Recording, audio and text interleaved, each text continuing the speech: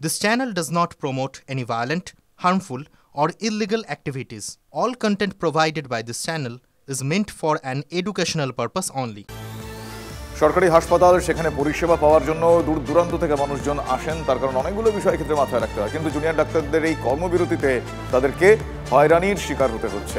এরকমই একজনের কথা আপনাদের বলি, বুকে জল জমেছে তার, সমস্যা নিয়ে একের পর এক হাসপাতালে তিনি ঘুরে বেড়াচ্ছেন। এক বৃদ্ধ রোগী, কোথাও পরিষেবা মিলছে না। অভিযোগ করছেন তার আত্মীয়রা, কোনো ডাক্তার তাদের দেখেননি অসহায় আর্তি রোগীর। অপারা থেকে রেফারেন্স করলো, এখানে রেফার করলো, এখানে এমার্জেন্সিতে গেলাম, বললো হবে না। দেখি, চেষ্টা করে দেখি, যদি নিয়ে যাবেন তাহলে এই মেডিকেল কলেজে নিয়ে যাবো। রেফার করলো কেন? ভর্তি হচ্ছে না, মানে এখানে বলছে ভর্তি হবে না, হবে না, যাই ডাক্তার দিতে পারবো না, ডাক্তার নেই না। অপরিসীম সমস্যা যাকে বলে, এ হাসপাতাল সে হাসপাতাল, একবার এখান থেকে একবার এখানে যাচ্ছি, এখানে আসছি, প্রচুর সমস্যা পড়েছে। প্লুরাল প্লুরিসিস, বুকে জল বসেছে। ওখানে ডেকেছে, করে দিয়েছে, কিছু করেনি। আইসিইউরও ভয়ঙ্কর ছবি, আইসিইউতে বেড খালি নেই, তাই রোগীদের ফিরতে হচ্ছে। দায় ঠেলে হাসপাতালের পরিকাঠামোকে আবার দুষছেন জুনিয়র ডাক্তাররা। আমরা ডাক্তার, আমাদের একটা নৈতিক দায়িত্ব রয়েছে, সবই ঠিক কথা, কিন্তু এই দায়িত্বটা যতটা না আমাদের রয়েছে তার থেকেও বেশি সরকারের রয়েছে। সরকারের কিন্তু এই জিনিসটা দেখা দরকার। পুরো দায়িত্বটা এটাই বছরের পর বছর হয়ে আসছে। সরকারের নিজস্ব যেটা দায়িত্ব, সেটা বিভিন্ন জনের ওপর কাঁধে বন্দুক রেখে গুলি চালাবার চেষ্টা করছেন। কিছু কিছু জায়গায় ডাক্তারকে দাঁড় করিয়ে দেওয়া হচ্ছে, কিছু কিছু জায়গায় দেখানো হচ্ছে যে নার্সরা, কিছু কিছু জায়গায় আমলাদের দাঁড় করিয়ে দেওয়া হচ্ছে, কিছু কিছু জায়গায় সাধারণ মানুষকে দাঁড় করিয়ে দেওয়া হচ্ছে। এইভাবে সরকারের নিজস্ব যে দায়িত্বটা, সেটা বাইপাস করে বিভিন্ন জনকে শ্রীখণ্ডী হিসেবে দাঁড় করিয়ে দিয়ে তার নিজের দায়িত্বটা বাইপাস করে যাচ্ছে।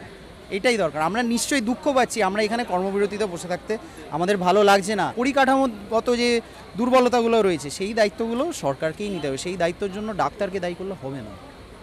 এই একটা যে ন্যারেটিভ চলছে পেশেন্ট ভার্সেস ডক্টর ন্যারেটিভ, সেটা কিন্তু একদমই নয়।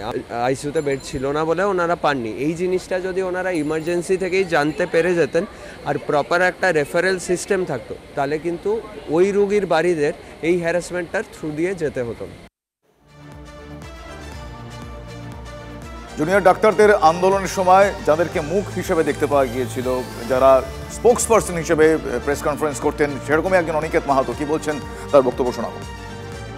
মানুষের হয়রানি কখনোই সমর্থনযোগ্য নয়, ফলে অতি দ্রুততার সাথে এই সমস্যার সমাধান হোক, এটাই আমরা চাইছি। আমাদের যে দাবি নিয়ে সদর্থক জায়গা, সেই সদর্থক প্রচেষ্টা দেখা, তাহলে এই কর্মবিরতি উঠে যেতে পারে এবং সাধারণ মানুষের হয়রানি, আমরাও তো কাজে ফিরতে চাই, আমরা কাজে তো ফিরেই ছিলাম এবং সম্পূর্ণ কাজে ফেরার দিকেই আমরা ছিলাম।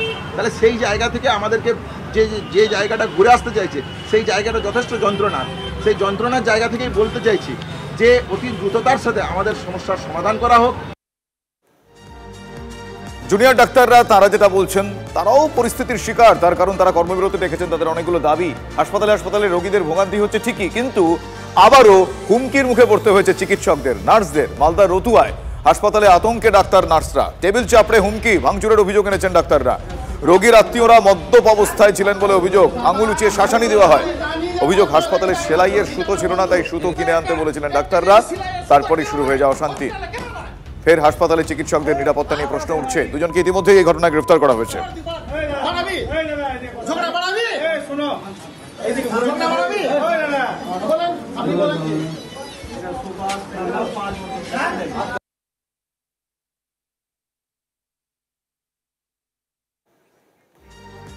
এই মুহূর্তে আপনারা দেখছেন সেই ছবি, সিসিটিভি ফুটেজ, কিভাবে টেবিল চাপড়ে আঙুল উঁচিয়ে হুমকি দেওয়া হচ্ছে। ডাক্তাররা তাদের প্রতিবাদে নেমেছেন, তারা কিন্তু এই বিষয়টাও বারবার উঠছে যে তারা নিরাপত্তা চাইছে, নিরাপত্তাহীনতায়, সুরক্ষাহীন অবস্থায় তারা কাজ করেন, সেটা বারবার বলছেন। এই ছবি আরো একবার সেই দিকটাই প্রকট করছে। পুরো প্রসেসটাতে সমস্ত কিছু আমাদের হসপিটালে অ্যাভেলেবল থাকলেও যে সেলাই করার সুতোটা হয় সেটা আমাদের কাছে ছিল না, সেটা আমরা কিনতে পাঠাই। তারা কিনে আনে, সেলাই দেওয়া হয় পুরোটাতেই।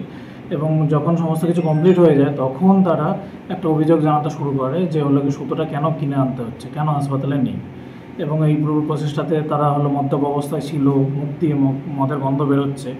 তারা তারপরে রীতিমতো চেঁচামেচি শুরু করে, টেবিল থাপড়ানো শুরু করে, বাজে কথাবার্তা, এটা ওটা, দিদিদের ওপর চিৎকার, সমস্ত কিছু শুরু করে। পুরো ব্যাপারটা থেকে নিরাপত্তাহীনতা তো পুরোটা থাকছেই। অ্যালকোহলিক পেশেন্টরা মাঝে মাঝে এরকম, এটা হামেশাই মাঝে মাঝে হতে থাকে, তাহলে পুরো ব্যাপারটা একটু উদ্বেগের। অন্যদিকে তিলোত্তমার স্মৃতিতে আরজি করে বসছে প্রতীকী আবক্ষ মূর্তি তিলোত্তমার। প্লাটিনাম জুবিলি বিল্ডিং এর সামনে তিলোত্তমার মূর্তি বসাচ্ছেন জুনিয়র ডাক্তাররা। মহালয়ার দিন মূর্তির উন্মোচন। সুবিচার এখনো অধরা। তিলোত্তমার স্মৃতিতে আরজিকর মেডিকেল কলেজে প্ল্যাটিনাম জুবিলি বিল্ডিংয়ের সামনে ঠিক এই জায়গায় আবক্ষ মূর্তি বসাচ্ছেন জুনিয়র চিকিৎসকেরা। তাদের সহপাঠী কারুর দিদি, তাকে যেভাবে কর্মস্থলে খুন এবং ধর্ষণ হতে হয়েছে সেই জায়গায় আন্দোলন চলছে, আর তারই মধ্যে তিলোত্তমার স্মৃতির উদ্দেশ্যে এই আবক্ষ মূর্তি বসানোর ভাবনা। স্টুডেন্টরা আসে, যারা নতুন স্টুডেন্ট ঢুকছে, তাদের যেন এটা মাথায় থাকে যে এই ঘটনা, এরকম একটি ঘটনা আরজি করে ঘটে গিয়েছিল এবং তার পরিপ্রেক্ষিতে ক্রাই অফ দ্য আওয়ার সেই বিয়েতে আমরা এই আবক্ষ মূর্তিটা এখানে স্থাপন করছি।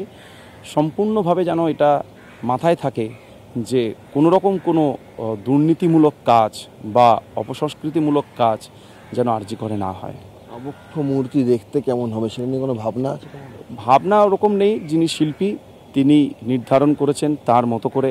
আমরা বলেছিলাম দেখুন যাতে প্রতীকী কিছু করার, তো উনিও হয়তো সেটাই চেষ্টা করেছেন। মহালয়ার দিন আমরা এই মূর্তিটি মানে উন্মোচন করব আর কি। তিলোত্তমার সঙ্গে কি ঘটেছিল তা যাতে প্রতিটি চিকিৎসক পড়ুয়ার স্মৃতিতে একবার তরতাজা হয়ে ওঠে এবং তারা যাতে তিলোত্তমাকে কোনোদিন যাতে না ভোলেন, সেই কারণে এই জায়গাটিকে বেছে নেওয়া হয়েছে। ক্যামেরায় মাখন পাত্রের সঙ্গে সৌরভ দত্ত, টিভি 9 বাংলা, কলকাতা। যে শিল্পীর ভাবনায় তিলোত্তমার এই প্রতীকী মূর্তি বসবে সেই শিল্পী অসিত সাঁই, তিনি কি বলছেন এই বিষয়ে আমরা শোনাবো।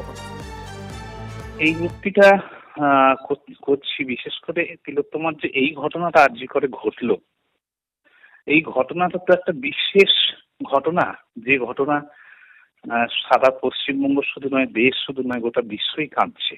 সেটা আমি ওরকম বসাবো বা এ করবো বলে কাজটা করিনি, কাজটা করেছি আমি অন্তর থেকে, ভেতর থেকে, নিজের জন্য। আমি প্রতিবাদ কোথায় করি, আমার তো একটাই জায়গা জানা, ফলে সেই জায়গাটাতে আমি করার চেষ্টা করেছি।